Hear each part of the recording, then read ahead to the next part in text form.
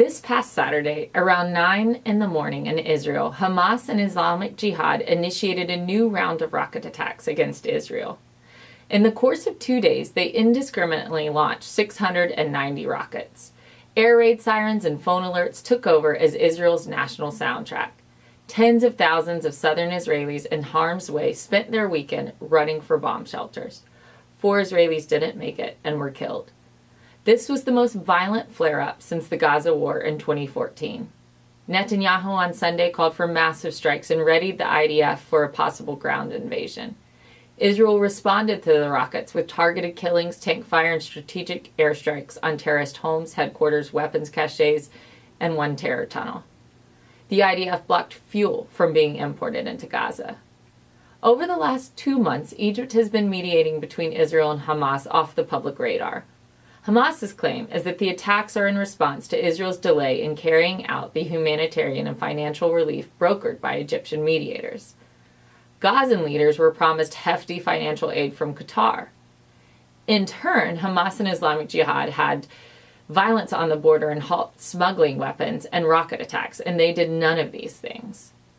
Netanyahu is being criticized by those inside and outside his coalition for agreeing to a ceasefire with Gaza militants too quickly and not making them pay for the rocket barrage more heavily by sending in ground troops. The U.S. gave Israel a green light to respond accordingly. President Trump and Vice President Pence and many voices in Congress and Senate have come out in strong support of Israel. President Trump tweeted, "To the Gazan people, these terrorist acts against Israel will bring you nothing but more misery."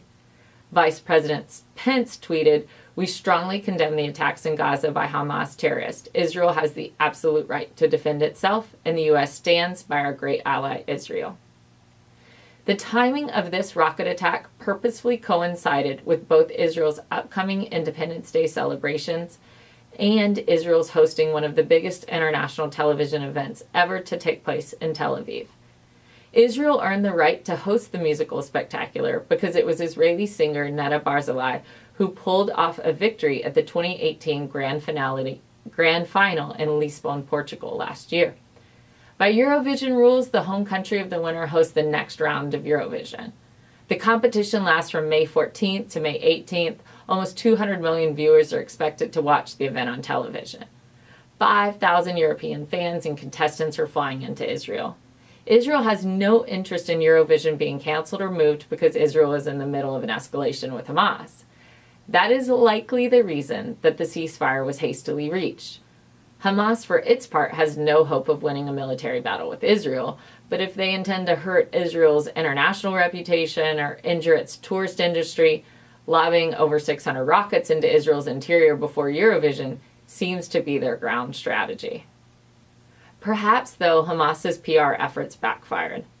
On Sunday, many European government leaders came out with statements of condemnation towards Hamas and demands for the rockets to stop. Of course, they also called for Israel's proportionate response. But seeing European governments not equivocate about the need for Hamas to restrain itself was a fresh and much-needed display. Turns out, when 5,000 of Europe's own are headed towards Israel in a week, Europeans don't think Israel should take chances with security or deal lightly with the threat. Shabbat Shalom.